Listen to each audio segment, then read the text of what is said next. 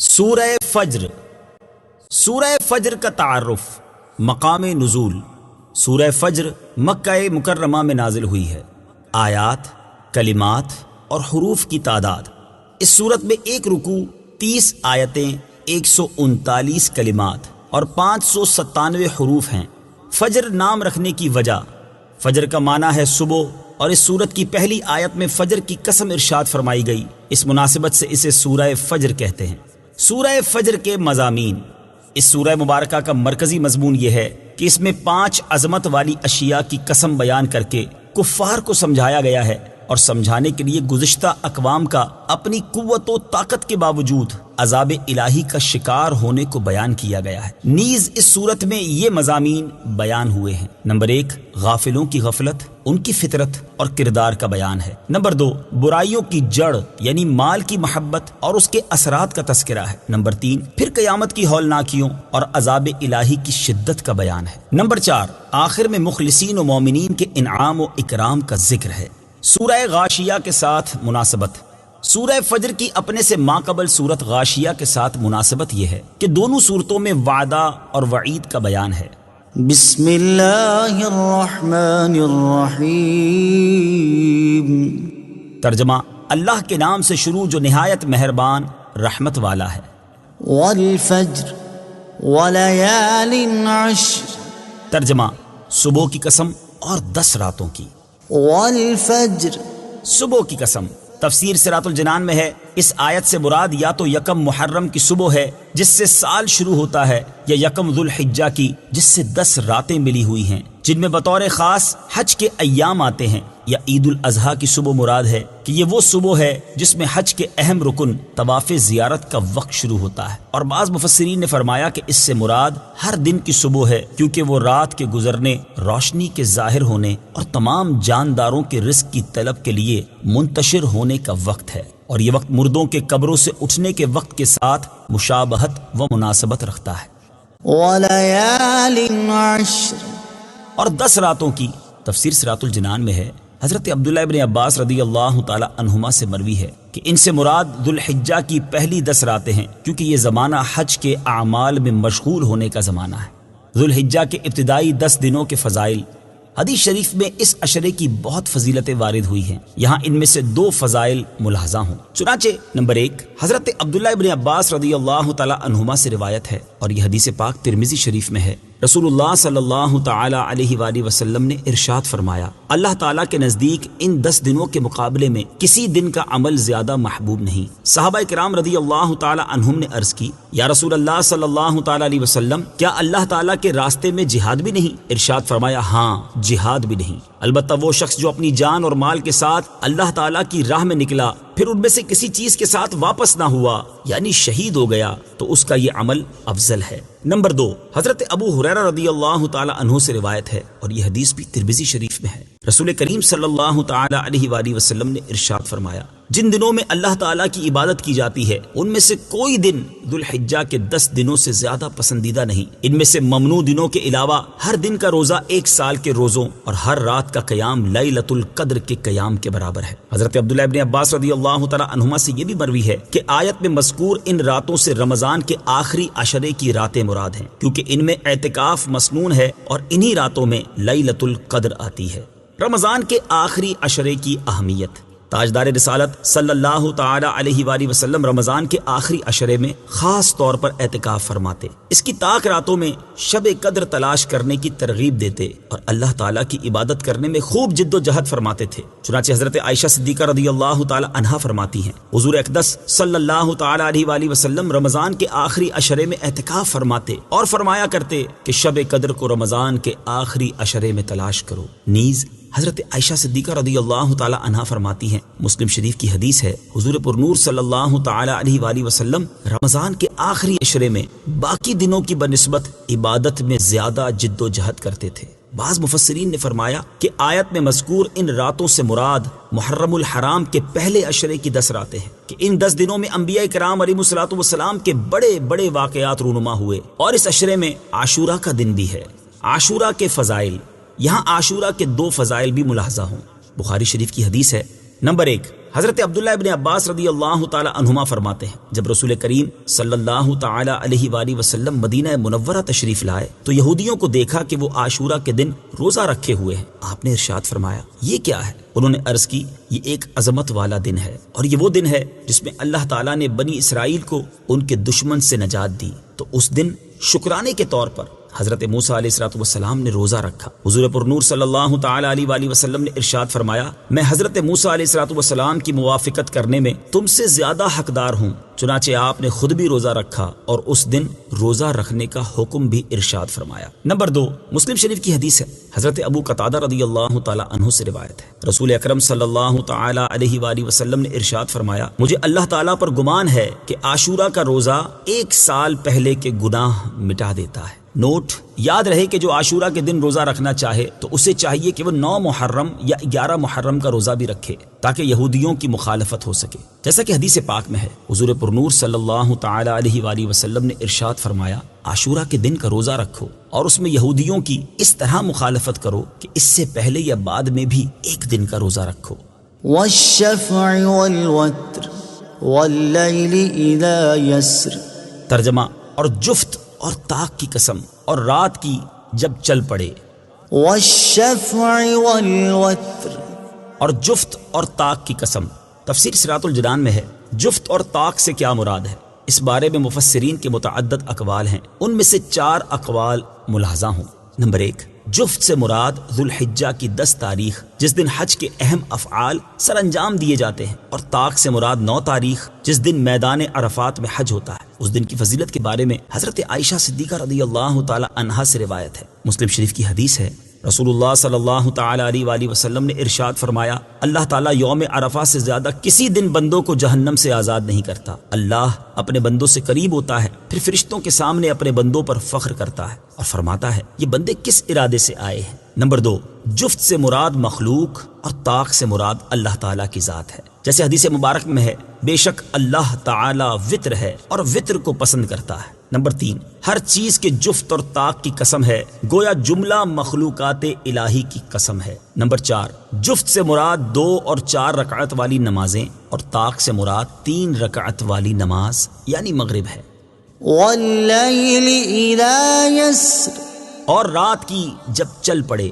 تفسیر صراط الجنان میں ہے رات کے چلنے سے مراد ہے کہ گزرنے لگے۔ اس رات سے مراد کیا ہے؟ اس بارے میں مفسرین فرماتے ہیں کہ اس سے خاص مزدلفہ کی رات مراد ہے جس میں بندگان خدا اطاعت الہی کے لیے جمع ہوتے ہیں، بلکہ اس رات اور مقام مزدلفہ کی فضیلت میں قرآن مجید کی آیت موجود ہے، چنانچہ اللہ عز و جل ارشاد فرماتا ہے فَإِذَا أَفَضْتُم مِّنْ عَرَفَاتٍ فَاذْكُرُوا اللَّهَ عِندَ الْمَشْعَرِ الْحَرَامِ وَاذْكُرُوهُ كَمَا هَدَاكُمْ وَإِن كُنتُم مِّن قَبْلِهِ لَمِنَ الضَّالِّينَ۔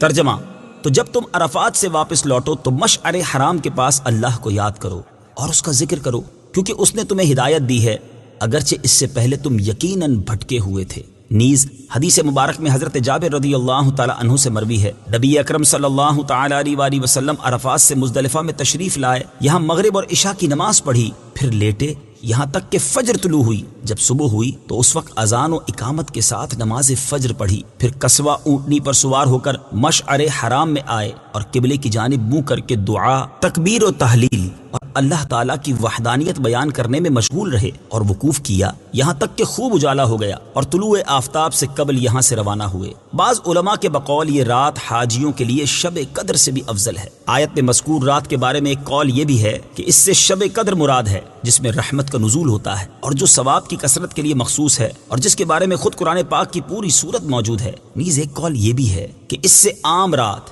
یعنی ہر رات مراد ہے کہ رات بذات خود بہت سے عجائبات و اسرار پر مشتمل ہے۔ هل في ذلك قسم لذي حجر۔ ترجمہ، کیا اس قسم میں عقل مند کے لیے قسم ہے؟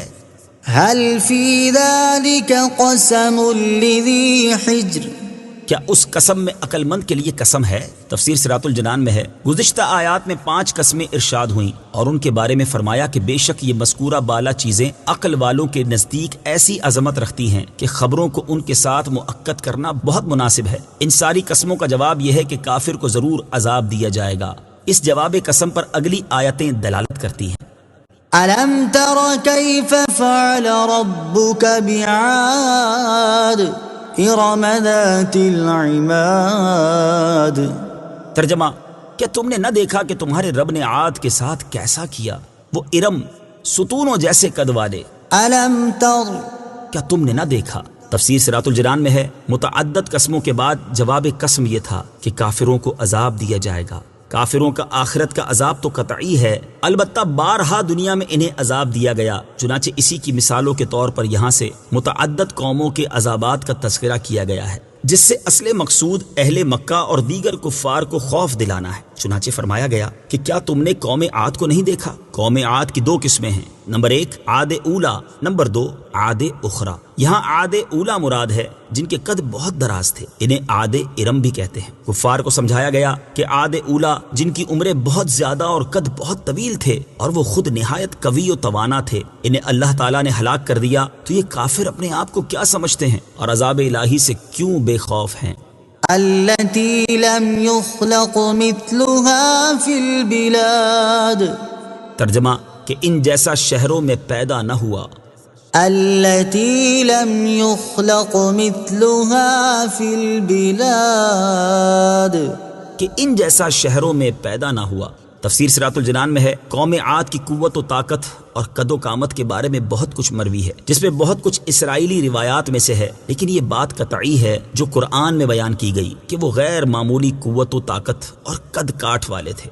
شداد کا بنایا ہوا شہر، زور و قوت اور طویل قامت میں عاد کے بیٹوں میں سے شداد بھی ہے، جس نے دنیا پر بادشاہت کی اور تمام بادشاہ اس کے مطیع ہو گئے، اور اس نے جنت کا ذکر سن کر سرکشی کے طور پر دنیا میں جنت بنانی چاہی، اور اس ارادے سے ایک شہر عظیم بنایا جس کے محل سونے چاندی کی اینٹوں سے تعمیر کیے گئے، اور زبرجد اور یاقوت کے ستون اس کی عمارتوں میں نصب ہوئے، اور ایسے ہی فرش مکانوں اور رستوں میں بنائے گئے، سنگریزوں کی جگہ آبدار موتی بچھائے گئے، ہر محل کے گرد جواہرات پر نہریں جاری کی گئی، قسم قسم کے درخت حسن تزئین کے ساتھ لگائے گئے۔ جب یہ شہر مکمل ہوا تو شداد بادشاہ اپنے اعیان سلطنت کے ساتھ اس کی طرف روانہ ہوا۔ جب ایک منزل فاصلہ باقی رہا تو آسمان سے ایک ہولناک آواز آئی، جس سے اللہ تعالیٰ نے ان سب کو ہلاک کر دیا۔ حضرت امیر معاویہ رضی اللہ تعالیٰ عنہ کے عہد میں حضرت عبداللہ بن کلابہ رضی اللہ تعالیٰ عنہ صحرائے عدن میں اپنے گمے ہوئے اونٹ کو تلاش کرتے ہوئے اس شہر میں پہنچے اور اس کی تمام زیب و زینت دیکھی اور کوئی رہنے بسنے والا نہ پایا۔ تھوڑے سے جواہرات وہاں سے لے کر چلے آئے۔ یہ خبر حضرت امیر معاویہ رضی اللہ تعالیٰ عنہ کو معلوم ہوئی تو انہوں نے انہیں بلا کر حال دریافت کیا، انہوں نے تمام قصہ سنایا تو حضرت امیر معاویہ رضی اللہ تعالیٰ عنہ نے حضرت کعب احبار رضی اللہ تعالیٰ عنہ کو بلا کر دریافت کیا کہ کیا دنیا میں کوئی ایسا شہر ہے؟ انہوں نے فرمایا ہاں، جس کا ذکر قرآن پاک میں بھی آیا ہے۔ یہ شہر شداد بن عاد نے بنایا تھا اور وہ سب عذاب الہی سے ہلاک ہو گئے، ان میں سے کوئی باقی نہ رہا۔ اور آپ کے زمانے میں ایک مسلمان سرخ رنگ والا، نیلی آنکھوں والا، چھوٹے قد کا، جس کی ابرو پر ایک تل ہوگا، اپنے اونٹ کی تلاش میں اس شہر میں داخل ہوگا۔ پھر حضرت عبداللہ بن کلابہ رضی اللہ تعالیٰ عنہ کو دیکھ کر فرمایا بخدا وہ شخص یہی ہے۔ وثمود الذين جابوا الصخر بالواد وفرعون ذي الأوتاد۔ ترجمہ، اور ثمود جنہوں نے وادی میں پتھر کی چٹانیں کاٹی، اور فرعون جو میخوں والا تھا۔ وثمود، اور ثمود۔ تفسیر صراط الجنان میں ہے، یعنی کیا تم نے نہ دیکھا کہ تمہارے رب عز و جل نے قوم ثمود کے ساتھ کیا کیا، جنہوں نے اپنی قوت و طاقت سے پہاڑ کاٹ کر مضبوط مکانات تعمیر کیے، مگر اللہ تعالیٰ نے انہیں بھی ہلاک کر دیا۔ قوم ثمود قوم عاد کے چچا زاد تھے، حجاز و شام کے درمیان آباد تھے، حجر سے وادی قرا تک بہت سے بڑے بڑے شہر آباد کیے تھے، سنگ تراشی میں استاذ تھے، بہت قداور اور مالدار تھے۔ حضرت صالح علیہ الصلوۃ والسلام ان میں نبی ہو کر تشریف لائے اور آپ کی مخالفت کی وجہ سے کفار ثمود ہلاک ہوئے۔ اور فرعون۔ تفسیر صراط الجنان میں ہے، یعنی کیا تم نے نہ دیکھا کہ تمہارے رب عز و جل نے فرعون کے ساتھ کیا کیا، جو میخوں میں گاڑ کر سزائیں دینے والا تھا، فرعون نے جس کو سزا دینا ہوتی اس کے ہاتھ پاؤں میخوں سے باندھ دیتا یا ہاتھ پاؤں میں ہی میخیں گاڑ دیتا تھا۔ الذين طغوا في البلاد فأكثروا فيها الفساد فصب عليهم ربك سوط عذاب۔ ترجمہ، جنہوں نے شہروں میں سرکشی کی پھر ان میں بہت فساد پھیلایا تو ان پر تمہارے رب نے عذاب کا کوڑا برسایا۔ الذين طغوا في البلاد، جنہوں نے شہروں میں سرکشی کی۔ تفسیر صراط الجنان میں ہے، ابو پر بیان کردہ قوم عاد، قوم ثمود، فرعون کے بارے میں فرمایا کہ انہوں نے شہروں میں سرکشی کی اور معصیت و گمراہی میں انتہا کو پہنچے اور عبدیت کی حد سے گزر گئے کہ فرعون نے تو بندگی کی حد سے گزر کر خدائی کا دعویٰ کر دیا، نیز انہوں نے کفر، قتل اور ظلم کے ذریعے زمین میں فساد برپا کیا، تو ان کا جو انجام ہوا وہ اگلی آیت میں مذکور ہوا کہ ان پر اللہ تعالیٰ نے عذاب کا کوڑا برسایا اور مختلف طرح کے عذابوں میں مبتلا کیا جنہوں نے انہیں ہلاک کر دیا۔ ان ربك لبالمرصاد، ترجمہ، بے شک تمہارا رب دیکھ رہا ہے۔ ان ربك لبالمرصاد، بے شک تمہارا رب دیکھ رہا ہے۔ تفسیر صراط الجنان میں ہے، اس آیت میں گزشتہ قوموں کا احوال ہو سکتا ہے کہ وہ اللہ تعالیٰ سے پوشیدہ نہ تھے، بلکہ ان کا ہر حال اللہ تعالیٰ پر کھلا ہوا تھا اور انہیں ان کی حرکات کی وجہ سے ہی عذاب دیا گیا، اور یوں ہی موجودہ اور آئندہ کے سارے لوگ بھی اللہ تعالیٰ کی نگہبانی میں ہیں کہ ان میں سے کوئی اللہ تعالیٰ پر پوشیدہ نہیں، اور ہر ایک کا ہر عمل، ہر حال، ہر حرکت اللہ تعالیٰ کے سامنے ہے۔ فَأَمَّا الْإِنسَانُ إِذَا مَا ابْتَلَاهُ رَبُّهُ فَأَكْرَمَهُ وَنَعَّمَهُ فَيَقُولُ رَبِّي أَكْرَمَنِ وَأَمَّا إِذَا مَا ابْتَلَاهُ فَقَدَرَ عَلَيْهِ رِزْقَهُ فَيَقُولُ رَبِّي أَهَانَنِ۔ ترجمہ، بہرحال آدمی کو جب اس کا رب آزمائے کہ اس کو عزت اور نعمت دے تو اس وقت تو کہتا ہے کہ میرے رب نے مجھے عزت دی، اور بہرحال جب اللہ بندے کو آزمائے اور اس کا رزق اس پر تنگ کر دے تو کہتا ہے کہ میرے رب نے مجھے ذلیل کر دیا۔ فَأَمَّا الْإِنسَانُ، بہرحال آدمی۔ تفسیر صراط الجنان میں ہے، یہاں سے انسان کی آزمائش کا بیان کیا گیا ہے کہ اللہ تعالیٰ بندوں کو مال و دولت اور نعمت و عزت دے کر بھی آزماتا ہے اور واپس لے کر بھی آزماتا ہے۔ اس میں مومن و مخلص اور مطیع و فرما بردار تو ہر حال میں اللہ تعالیٰ کی رضا پر راضی رہتا ہے کہ نعمت پر شکر کرتا ہے اور مصیبت پر صبر، لیکن غافل اور جاہل کا طرز عمل اس کے برخلاف ہوتا ہے کہ اگر اسے نعمت و عزت کے ذریعے آزمایا جائے تو وہ خود پسندی کا شکار ہو جاتا ہے اور اس نعمت پر اللہ تعالیٰ کا شکر ادا کرنے اور اسے اللہ تعالیٰ کا فضل و احسان قرار دینے کی بجائے اپنا حق سمجھتا ہے اور اپنا کمال قرار دیتا ہے، اور اس دنیاوی مال و دولت کو اللہ تعالیٰ کے ہاں مقبولیت کی دلیل قرار دیتا ہے۔ اس کے برعکس جب اللہ تعالیٰ اسے رزق کی تنگی میں مبتلا کر کے یا دوسری تکالیف کے ذریعے آزماتا ہے تو اللہ تعالیٰ سے شکوہ و شکایت کرتا ہے اور ہر ایک کے سامنے جا کر واویلا کرتا ہے، اور مال و دولت کی اس کمی کو اللہ تعالیٰ کے ہاں مردودیت کی علامت سمجھتا ہے۔ یہ تمام کا تمام طرز عمل حقیقی مسلمان کی شان کے برخلاف ہے کہ سچے مسلمان کو اگر مال و دولت اور عزت ملتی ہے تو وہ اسے اپنا ذاتی استحقاق قرار دینے کی بجائے خالصتاً اللہ تعالیٰ کی نعمت اور اس کا فضل قرار دیتا ہے، اور اگر کوئی مصیبت آتی ہے تو اسے اپنے گناہوں کا نتیجہ یا خدائی آزمائش قرار دے کر اللہ تعالیٰ کی رضا پر راضی رہتا ہے۔ یوں ہی سچے مسلمان مال و دولت کی کثرت کو اللہ تعالیٰ کے ہاں مقبولیت اور قلت کو مردودیت کی دلیل نہیں سمجھتے، بلکہ ان کے نزدیک مقبولیت کا معیار تقوی ہے اور مردودیت کا سبب نافرمانی ہے۔ ان آیات مبارکہ میں جو طرز عمل بیان کیا گیا ہے یہ حقیقتاً کفار کا ہے، لیکن افسوس کہ آج کل کے بہت سے نام نہاد مسلمان بھی غیر مسلموں کی دنیاوی ترقی سے مرعوب ہو کر ایسی سوچ بنا لیتے ہیں کہ اگر کفار مردود ہیں تو اتنی نعمت و ترقی میں کیوں ہیں؟ اور اگر مسلمان مقبول ہیں تو اتنی ذلت و پستی میں کیوں ہیں؟ حالانکہ بات بالکل واضح ہے کہ مسلمان کی موجودہ پستی اسلام کی وجہ سے نہیں بلکہ ترک اسلام کی وجہ سے ہے، یعنی اسلامی تعلیمات چھوڑنے کی وجہ سے ہے، اور کفار کی ترقی ان کے کفر کی وجہ سے نہیں بلکہ زندگی گزارنے کی جو حقیقی اسلامی تعلیمات ہیں ان میں بہت ساری چیزوں پر عمل کی وجہ سے ہے۔ كلا بل لا تكرمون اليتيم ولا تحاضون على طعام المسكين۔ ترجمہ: ہرگز نہیں، بلکہ تم یتیم کی عزت نہیں کرتے اور آپس میں ایک دوسرے کو مسکین کے کھلانے کی ترغیب نہیں دیتے۔ كلا بل لا تكرمون اليتيم،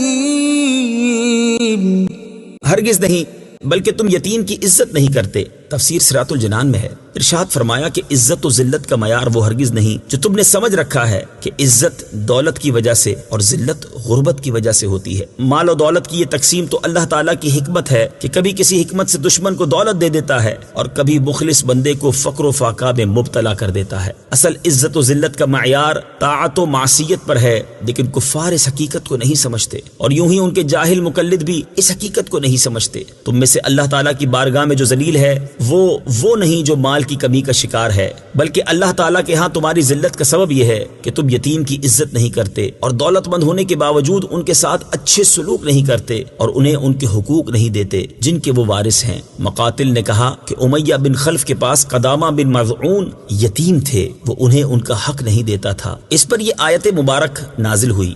ولا تحاضون على طعام المسكين، اور آپس میں ایک دوسرے کو مسکین کے کھلانے کی ترغیب نہیں دیتے۔ تفسیر صراط الجنان میں ہے، یعنی تمہاری ذلت کا دوسرا سبب یہ ہے کہ تم خود بھی کھانے کی خیرات نہیں کرتے اور دوسروں کو بھی اس کی رغبت نہیں دیتے بلکہ اس سے روکتے ہو۔ وَتَأْكُلُونَ التُّرَاثَ أَكْلًا لَمًّا وَتُحِبُّونَ الْمَالَ حُبًّا جَمًّا۔ ترجمہ: اور میراث کا سارا مال جمع کر کے کھا جاتے ہو اور مال سے بہت زیادہ محبت رکھتے ہو۔ وَتَأْكُلُونَ التُّرَاثَ أَكْلًا لَمًّا، اور میراث کا سارا مال جمع کر کے کھا جاتے ہو۔ تفسیر صراط الجنان میں ہے، یہاں کفار کی تیسری خرابی اور ذلت کا بیان ہے کہ تم میراث کا مال کھا جاتے ہو اور حلال و حرام میں تمیز نہیں کرتے اور عورتوں اور بچوں کو وراثت کا حصہ نہیں دیتے بلکہ ان کے حصے خود کھا جاتے ہو۔ جاہلیت میں یہی دستور تھا۔ اس بیان کردہ ظلم میں بہت سی صورتیں داخل ہیں، اور فی زمانہ جو چچا تایا قسم کے لوگ یتیم بھتیجوں کے مال پر قبضہ کر لیتے ہیں، یا روٹین میں جو بہنوں، بیٹیوں یا پوتیوں کو وراثت نہیں دی جاتی، وہ بھی اسی میں داخل ہے۔ یہ شدید حرام ہے۔ وَتُحِبُّونَ الْمَالَ حُبًّا جَمًّا، اور مال سے بہت زیادہ محبت رکھتے ہو۔ تفسیر صراط الجنان میں ہے، یہاں کفار کی ذلت اور چوتھی خصلت بیان کی گئی ہے، اور یہ حقیقت میں بقیہ جملہ امراض کی جڑ اور بنیاد ہے، اور وہ ہے مال اور دنیا کی محبت۔ چنانچہ ارشاد فرمایا کہ تم مال سے بہت زیادہ محبت کرتے ہو کہ اس کو خرچ کرنا ہی نہیں چاہتے، اور اسی سبب سے یتیموں کی عزت نہیں کرتے، مسکینوں کو کھانا نہیں کھلاتے، دوسروں کو صدقہ و خیرات کی ترغیب نہیں دیتے بلکہ دوسروں کا مال کھا جاتے ہو، ان کی زمین جائیداد، مال، وراثت اور ملکیت پر قبضے کرتے ہو، بلکہ اسی سبب سے قتل و غارت گری کرتے ہو۔ الغرض فساد کی جڑ یعنی مال کی محبت کی وجہ سے ہر طرح کا بگاڑ پیدا کرتے ہو۔ مال کی محبت انتہائی تباہ کن ہے، مال کی محبت نہایت تباہ کن ہے، اسی لیے قرآن و حدیث میں اس کی بکثرت مذمت بیان کی گئی ہے۔ چنانچہ اللہ تعالیٰ ارشاد فرماتا ہے، زُيِّنَ لِلنَّاسِ حُبُّ الشَّهَوَاتِ مِنَ النِّسَاءِ وَالْبَنِينَ والقناطير المقنطرة من الذهب والفضة والخيل المسومة والأنعام والحرث ذلك متاع الحياة الدنيا والله عنده حسن المآب۔ ترجمہ: لوگوں کے لیے ان کی خواہشات کی محبت کو آراستہ کر دیا گیا، یعنی عورتوں اور بیٹوں اور سونے چاندی کے جمع کیے ہوئے ڈھیروں اور نشان لگائے گئے گھوڑوں اور مویشیوں اور کھیتیوں کو ان کے لیے آراستہ کر دیا گیا۔ یہ سب دنیاوی زندگی کا ساز و سامان ہے اور صرف اللہ کے پاس اچھا ٹھکانہ ہے۔ اور ارشاد فرمایا من كان يريد الحياة الدنيا وزينتها نوفي إليهم أعمالهم فيها وهم فيها لا يبخسون۔ ترجمہ، جو دنیا کی زندگی اور اس کی زینت چاہتا ہو تو ہم دنیا میں انہیں ان کے اعمال کا پورا بدلہ دیں گے اور انہیں دنیا میں کچھ کم نہ دیا جائے گا۔ اور ارشاد فرمایا من كان يريد حرث الآخرة نزد له في حرثه ومن كان يريد حرث الدنيا نؤته منها وما له في الآخرة من نصيب۔ ترجمہ، جو آخرت کی کھیتی چاہتا ہے تو ہم اس کے لیے اس کی کھیتی میں اضافہ کر دیتے ہیں، اور جو دنیا کی کھیتی چاہتا ہے تو ہم اسے اس میں سے کچھ دے دیتے ہیں اور آخرت میں اس کا کچھ حصہ نہیں۔ اور ارشاد فرمایا ألهاكم التكاثر حتى زرتم المقابر كلا سوف تعلمون ثم كلا سوف تعلمون كلا لو تعلمون علم اليقين لترون الجحيم ثم لترونها عين اليقين ثم لتسألن يومئذ عن النعيم۔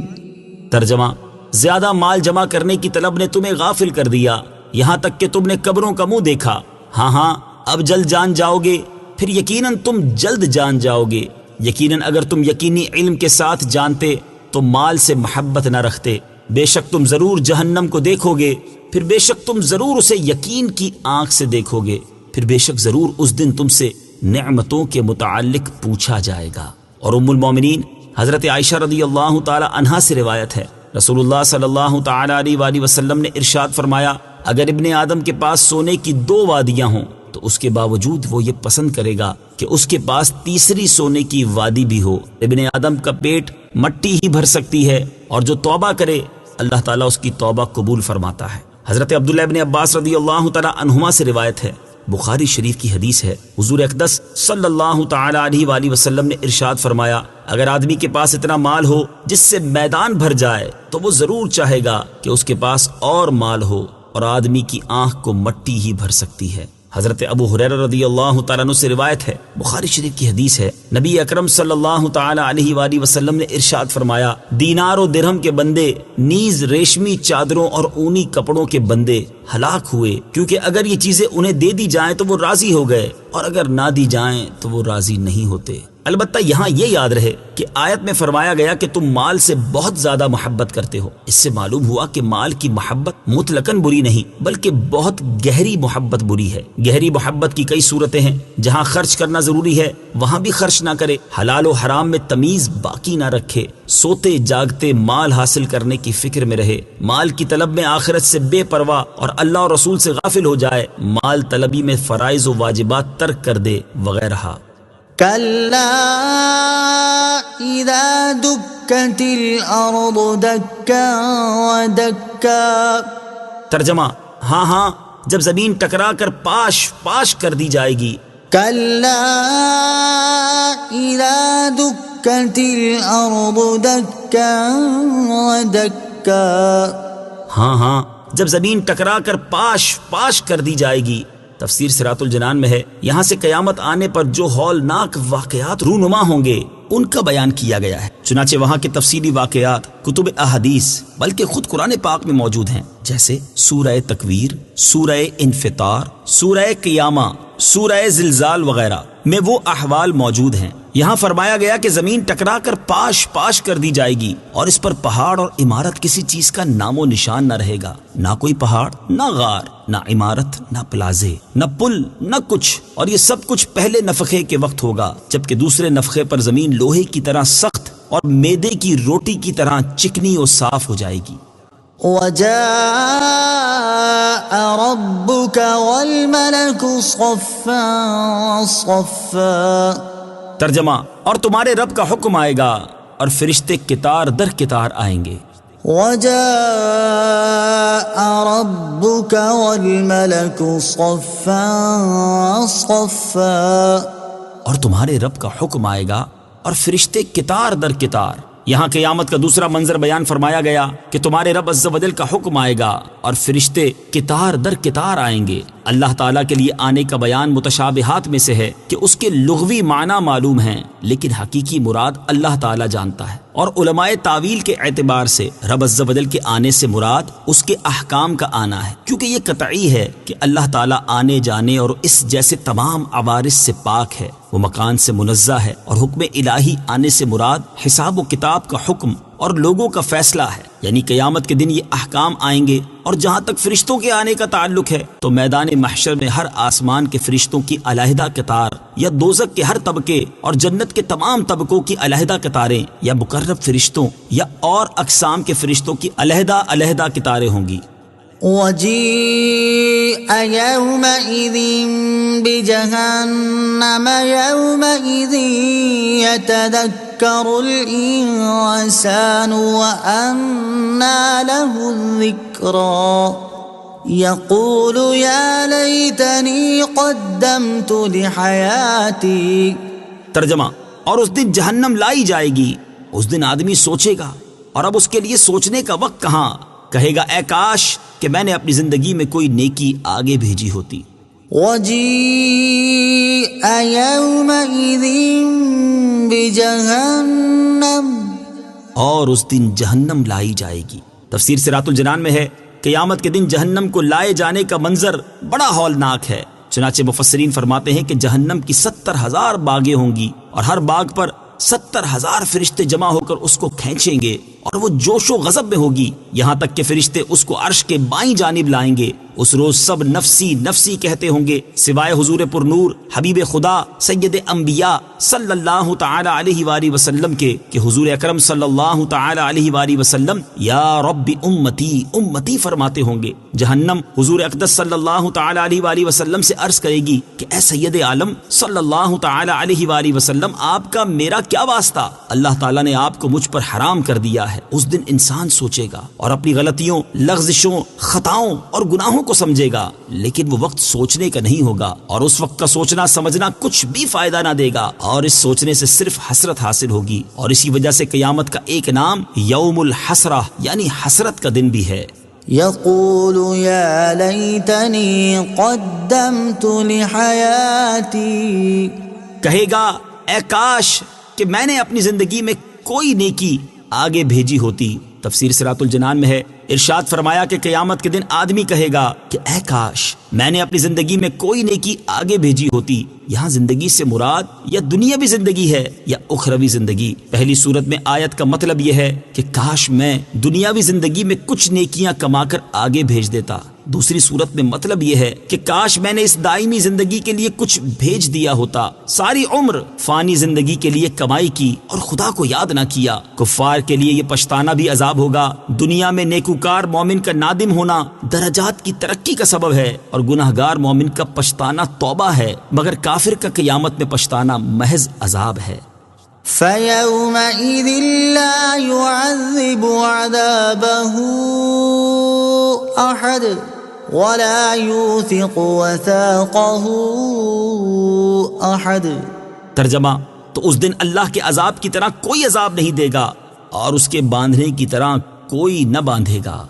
فَيَوْمَئِذٍ لَا يُعَذِّبُ عَذَابَهُ أَحَدٌ، تو اس دن اللہ کے عذاب کی طرح کوئی عذاب نہیں دے گا۔ تفسیر صراط الجنان میں ہے اس آیت اور اس کے بعد والی آیت کا خلاصہ یہ ہے کہ اللہ تعالیٰ کے عذاب جیسا شدید اور سخت عذاب کوئی نہ دے سکے گا، اور نہ ہی اللہ تعالیٰ کی گرفت اور قید کی طرح کوئی باندھ سکے گا کہ اللہ تعالیٰ آگ کی بیڑیوں میں باندھ کر آگ کے گھر میں آگ کے کوڑوں اور دیگر چیزوں کا عذاب دے گا۔ یا ایتها النفس المطمئنہ ارجعی الی ربک راضیۃ مرضیہ۔ ترجمہ: اے اطمینان والی جان، اپنے رب کی طرف اس حال میں واپس آ کہ تو اس سے راضی ہو، وہ تجھ سے راضی ہو۔ یا ایتھا النفس المطمئنہ،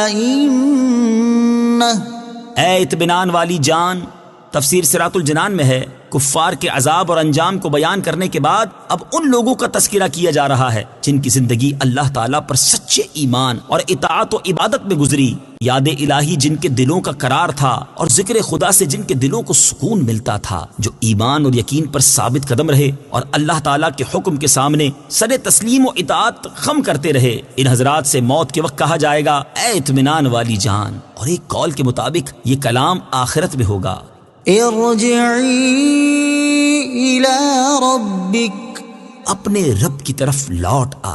تفسیر صراط الجنان میں ہے مخلص مومن سے کہا جائے گا کہ اپنے رب عز و جل کی طرف اس حال میں واپس آ کہ تو اس سے راضی ہو، وہ تجھ سے راضی ہو، پھر میرے خاص بندوں میں داخل ہو جا اور میری جنت میں داخل ہو جا۔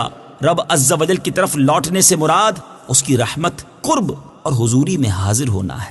انسانی نفس کے 3 درجے، یاد رہے کہ نفس انسانی کے 3 درجے ہیں: نفس امارہ جو انسان کو برائی کی رغبت دیتا ہے، نفس لوامہ جو گناہ گار کو گناہ کے بعد ملامت کر کے توبہ کی طرف راغب کرتا ہے، نفس مطمئنہ جو بندگان خدا کو ذکر خدا سے سکون پہنچاتا ہے۔ چونکہ یہ لوگ دنیا میں اللہ تعالیٰ کی بھیجی ہوئی مصیبتوں پر صابر اور راحتوں پر شاکر رہ کر راضی برضا رہے اور ہر حال میں اللہ تعالیٰ کی رضا کے طلبگار رہے، تو اللہ تعالیٰ بھی ان کے تھوڑے عمل پر ان سے راضی ہوتا ہے اور اپنے انعامات سے ان کو راضی کرتا ہے۔ فادخلی فی عبادی وادخلی جنتی، ترجمہ: پھر میرے خاص بندوں میں داخل ہو جا اور میری جنت میں داخل ہو جا۔ فادخلی فی عبادی، پھر میرے خاص بندوں میں داخل ہو جا۔ تفسیر صراط الجنان میں ہے نفس مطمئنہ کو خاص بندگان خدا کے گروہ میں شامل ہو کر جنت میں داخل ہونے کا فرمایا جائے گا۔ اس آیت میں نیک لوگوں کی معیت و قرب کی فضیلت بھی ظاہر ہوتی ہے کہ اللہ تعالیٰ نے پہلے اسے نیک بندوں کی معیت میں جانے کا فرمایا اور پھر جنت میں داخل ہونے کا فرمایا، اور یہ حقیقت ہے کہ نیکوں کی صحبت اصلاح قلب اور دخول جنت کا ذریعہ ہے۔ صدق اللہ العظیم۔